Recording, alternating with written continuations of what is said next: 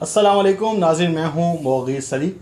तहरीक अदम एतमाद का इस वक्त फ़ाइनल राउंड चल रहा है, लेकिन अभी एक बड़ी ख़बर सामने आई है। मियाँ उमर इनाम साहब से उस बारे में जानने की कोशिश करेंगे। मियाँ उमर इनाम साहब ने हमें टाइम दिया है, आपके टाइम का बहुत शुक्रिया। बहुत शुक्रिया मुकेश भाई। मियाँ उमर इनाम साहब, आपने देखा कि जैसे जैसे वक्त गुज़र रहा है और वो वक्त करीब आ रहा है जब तहरीक अदम एतमाद पेश होगी या नहीं होगी, ये बात की बातें हैं। अभी ये ख़बर सामने निकल कर आई है कि जो इस्टेब्लिशमेंट है वो सालिस बनने के लिए तैयार है। चार नुकात हैं अहम तरीन, उसके ऊपर उन्होंने कहा कि हमने बात करनी है। अर्ली इलेक्शन है, बिल्कुल ये सही। मईशत है, तैनातियाँ हैं, हाँ जी, और ये एहतसाब का अमल है। इंतखाबी इस्लाहात भी इसमें शामिल कर सकते हैं बिल्कुल सही। और अदालती इस्लाहात भी। और उन्होंने कहा है मिलिट्री ने कि हम वो रोल प्ले करने के लिए तैयार हैं जो कौम डिमांड कर रही है। आप क्या समझते हैं कि ये रोल वो उन्हें अदा करना चाहिए, किस तरह से करना चाहिए? ये जो चार नुक्ते हैं, इसको आप कैसे देखते हैं?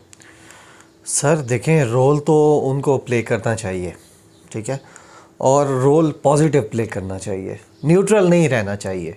न्यूट्रल देखें, जब आप रहते हैं ना तो उसका कुछ लोग एक गलत इम्प्रेशन लेते हैं और आपका नाम बेचने की कोशिश करते हैं, जो कि अभी तक बेचा जा रहा था। ठीक है, आप जब तक अपने ऊपर लगने वाले इल्ज़ामात और अपने ऊपर खड़े होने वाले सवालात का जवाब खुद नहीं देते तो लोग जवाबात तो खुद से बना लेते हैं। अब मिलिट्री इस्टेब्लिशमेंट की तरफ से जो चुप का रोज़ा रखा गया था, और DGISPR ने अपनी प्रेस कॉन्फ्रेंस में भी ऐसे ही कहा कि जी हम तो न्यूट्रल हैं और हम इस तरह से, यानी तो उसके बाद बहुत ज़्यादा लोगों ने उनके अंदर तशवीश पाई गई और लोगों ने तनकीद की इनके ऊपर। फिर ज़रा ये भी कहते हैं कि जो प्राइम मिनिस्टर इमरान खान साहब ने तकरीर की जिसमें उन्होंने कहा कि न्यूट्रल सिर्फ जानवर होता है, इंसान न्यूट्रल नहीं होता, वो बुराई की तरफ या नेकी की तरफ खड़ा होता है। ठीक है, और फिर उन्होंने अमर बिल मारूफ व नही अनिल मुनकर की बात भी की कि आप नेकी का हुक्म देते हैं, बुराई से रोकते हैं। अब एस्टेब्लिशमेंट भी देखें, इस मुल्क का इदारा है, सारे इदारों को मिलकर अपना रोल प्ले करना चाहिए। मसला तब आता है जब आप माफिया तलाफियाँ शुरू करवा दें मुजरिमों की, जब आप उनकी फैसिलिटेशन शुरू कर दें, जब आप NRO देना शुरू कर दें। मुशर्रफ ने जैसे NRO, 2 दफ़ा मुशर्रफ ने NRO दिया। एक दफ़ा जब नवाज शरीफ को बाहर भेजा, जाने की इजाज़त दी इसे गद्दारी केस में ख़त्म करके, और दूसरी दफ़ा 2007 में जब बेनज़ीर भुट्टो साहिबा और इनको वतन में आने के लिए इनके जो जराइम थे वो माफ़ किए गए, मुकदमात माफ़ किए गए, उसमें बाकी पार्टीज़ का भी दाव लग गया, उनके भी मुकदमात माफ़ हो गए। तो वो NRO ने पाकिस्तान को बहुत डैमेज किया।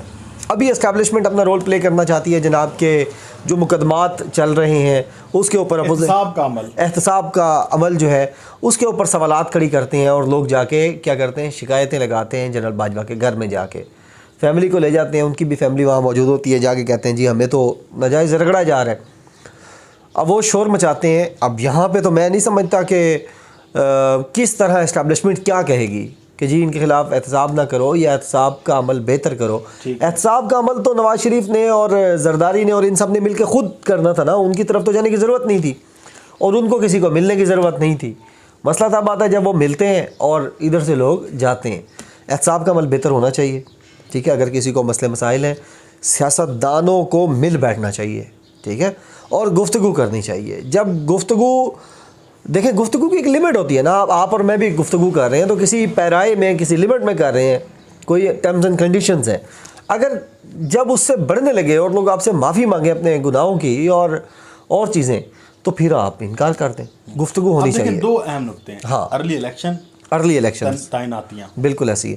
तैनातियों वाला तो बहुत सख्त जो है ना वो सवाल है, और ऐसा एक जवाब है जहाँ पर सबके अभी तक तो पर जल रहे हैं, क्योंकि जो आम तासुर है, जो ज़राए बताते हैं, सीनियर जो आपके मेरे जर्नलिस्ट हैं जिनसे हम पूछते हैं, जिनकी नाव हाव भी है और जिनकी रिश्तेदारियाँ दोस्तियाँ भी हैं, उनसे जब पूछते हैं जो जिनका आना जाना है, तो वो कहते हैं कि बहुत बड़ा तनाज़ा है। नवंबर में होने वाली आर्मी चीफ़ की तैनाती के ऊपर बहुत बड़ा तनाज़ा है।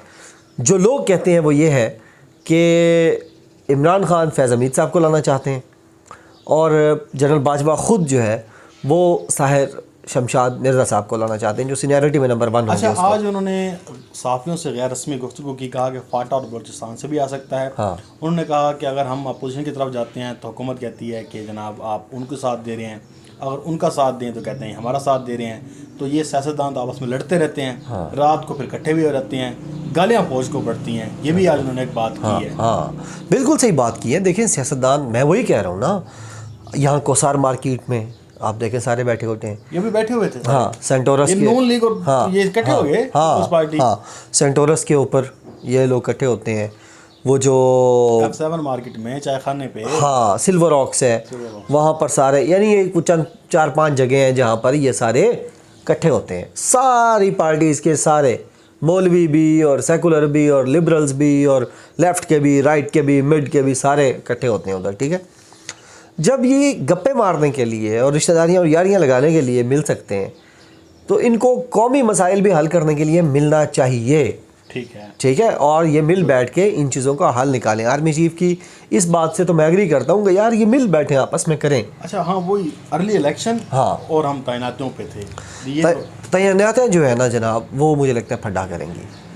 उस पर खान साहब नहीं मानेंगे, उस पर खान साहब नहीं मानेंगे मुझे लगता है। बाकी इधर उधर जो ये यानी एहसाब का, क्योंकि ये ब्रॉडर चीज़ें हैं ना, इसके ऊपर आप ले दे भी कर सकते हैं। और अर्ली इलेक्शन भी आप देखें, खान साहब के तो नुकसान में है अर्ली इलेक्शन।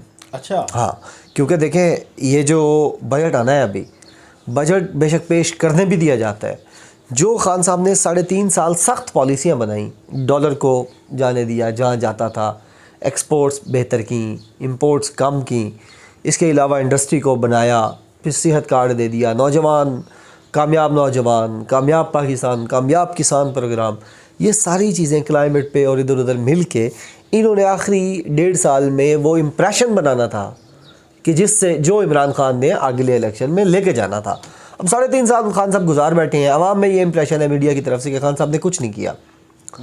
अब अगर अर्ली इलेक्शन हो जाता है और अगर खान साहब को बजट पेश नहीं करने दिया जाता, फिर तो बिल्कुल ही डिज़ास्टर है। अगर बजट वो पास कर भी लेते हैं, उसके 1-1.5 महीने बाद कहा जाता है कि जी अर्ली इलेक्शन करवा दें, फिर भी देखें ये डिज़ास्टर है। ठीक है, क्विकली आपसे एक ना आखिरी क्वेश्चन है ये। अब देखें सुप्रीम कोर्ट में ये मामला गया हुआ है। हाँ जी। और जो गए हुए अरकान हैं, हाँ, उनकी वापसी में भी नज़र नहीं आ रही, बातें चल रही हैं, हाँ, कुछ हो रहा है, मामला चल रहे हैं, खान साहब भी कोशिश कर रहे हैं, हाँ, पार्टी के लोग भी। अब एक लार्जर बेंच तश्कील दिया गया है। दूसरा साथ में इससे सवाल से पहले आज, हाँ, आप 23 मार्च की तकरीब में भी थी, वहाँ पे सैल्यूट का मामला भी आया, हाँ, चीफ के मामले, हाँ, का टोकरा साहब ने आसमान सर पे खड़ा कर लिया। तो एक ज़रा ये सल्यूट के बारे में बता दें, एक काजी फाइसा साहब के बारे में बता दें कि उन्होंने इस लार्जर बेंच के ऊपर एतराज़ उठा दिया है। हाँ, सहाफ़ियों ने तो उठाया था, जो मरीम नवाज़ के सहाफ़ी हैं, हाँ, उन्होंने तो इसके ऊपर पहले ही मामला कर दिए। जा किस तरफ रहा है मामला, इमरान खान साहब को कितना फ़ायदा दे सकता है? देखें, सल्यूट से आ जाए। सल्यूट तो आज 4 लगे हैं वहाँ पर, जहाँ ये चबूतरा था सलामी देने का, जहाँ प्राइम मिनिस्टर और प्रेसिडेंट अलवी और आर्मी चीफ और बाकी डिग्निटरीज मौजूद थे, वज़ीर दिफा खटक साहब भी मौजूद थे। तो उसके बिल्कुल ही राइट साइड पे, यानी इस तरफ वो था तो हम राइट साइड पे यहाँ बैठे थे। तो मैं, यानी मेरे जहन में ये था कि जब प्राइम मिनिस्टर आ रहे हैं तो इधर से मुस्कुराहट है या तलखी है और आंखों में आंखें डाल के बात की जा रही है या ना नहीं की जा रही। और उनको जब एक हमने पुराना रिवाज देखा है कि जब आर्मी चीफ या एयर चीफ जो है ना, वो प्राइम मिनिस्टर के साथ खड़े होकर चीज़ें बता रहे होते हैं कि ये इस तरह, ये इस तरह, यानी वो, तो मैं वो सारा चीज़ें देख रहा था। 4 सल्यूट्स लगे हैं टोटल। और वो जो है मीर शकील का नौकर, उसने ये ख़बर चला दिया एजाज़ सैयद ने कि जनाब वो तो सल्यूट ही नहीं लगा वहाँ पर। यानी अब सल्यूट कोई मामला नहीं है, यानी जिस तरह आपने भी लिखा कि सल्यूट नहीं है मामला, वो गैर अहम चीज़ है, वो अभी सेकेंडरी चीज़ है, प्राइमरी चीज़ नहीं है।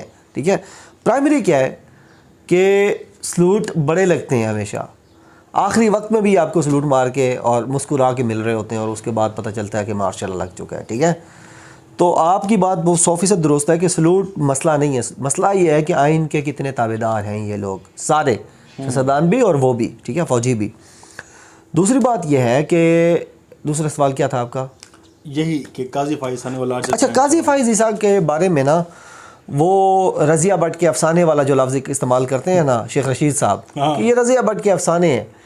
काजी फाइज़ ईसा के भाईजान, अगर इनके और इनकी बेगम साहिबा के लेटर्स, अभी अल्लाह इनको खुश रखे, इनके बच्चे पले फूले, अभी इनके बच्चों ने लिखना शुरू नहीं किया, शुक्र करें, वरना इनके बच्चों ने और फिर बच्चों के बच्चों ने अगर जिस दिन लिखना शुरू किया ना, और फिर इनके भांजों ने भांजियों ने, और इधर से जब आना शुरू हुआ तो भजन आप और मैं, सहाफ़त हम सिर्फ ये लेटर्स की करते ये लेटर पढ़ते रहेंगे। तकरीबन पिछले 3 साल में आप देखें तो एवरेज हर महीने एक लेटर आ रहा है, या वो खुद साहब बहादुर भेज रहे हैं या उनकी बेगम साहिबा भेज रही हैं, ठीक है। और ऐसी लैंग्वेज इस्तेमाल होती है यार जो मुगीज़ भाई शाया निशान नहीं लगती कि क्या ऐसे बंदे के, यार जो सबसे बड़ी कोर्ट का जस्टिस है और जिसने चीफ जस्टिस बनना है आगे, उसकी या उसकी बेगम की तरफ से, तो अब हर चीज़ पे, और वो चीज़ें कर रहे हैं जो कि अदालती प्रोटोकॉल में कभी भी नहीं रही।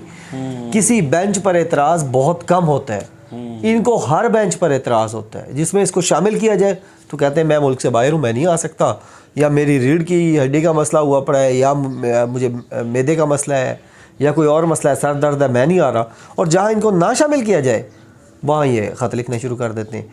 तो ये फूट डालने की एक कोशिश की गई है। हाँ, कि कोई फैसला आ जाए तो हम तो पहले हम तो कहेंगे ये देखें, ये तो सिर्फ मनपसंद लोग डालने के लिए कि यार हमने गलत फैसला दिया। ये दोनों चीज़ें क्या कर रहे हैं, प्रेशर भी डाल रहे हैं उमर अता बंदियाल साहब पे, क्योंकि वो ऐड करेंगे इसको, इस 5 रुकनी बेंच को, और जो बाकी लोग हैं मुनीब अख्तर साहब हैं, जस्टिस एजाजुल हसन साहब हैं और मंतुखेल साहब हैं, तो ये इनके ऊपर क्या किया जा रहा है, एक तरह से प्रेशर बिल्ड किया जा रहा है कि भाईजान आपने सही फैसला देना है, और दूसरा इनको गिल्टी फील कराया जा रहा है, और तीसरा मुस्तकबिल का लाएमल तैयार किया जा रहा है कि इनकेस फैसला इमरान खान के हक़ में आ जाता है तो कहा जाएगा देखें जी इन्होंने तो बंदा ही अपने मर्ज़ी के बिठाए थे और इस वजह से किया था। सही बात है। तो ये नहीं होना चाहिए। यानी ये काजी फ़ाइज़ ईसा और उनकी बेगम साहिबा, ये जो खतूत गालिब के खतूत और मीर दर्द के खतूत लिखने का जो मामला है ना, इसको ख़त्म कर देना चाहिए। बहुत शुक्रिया मियां साहब।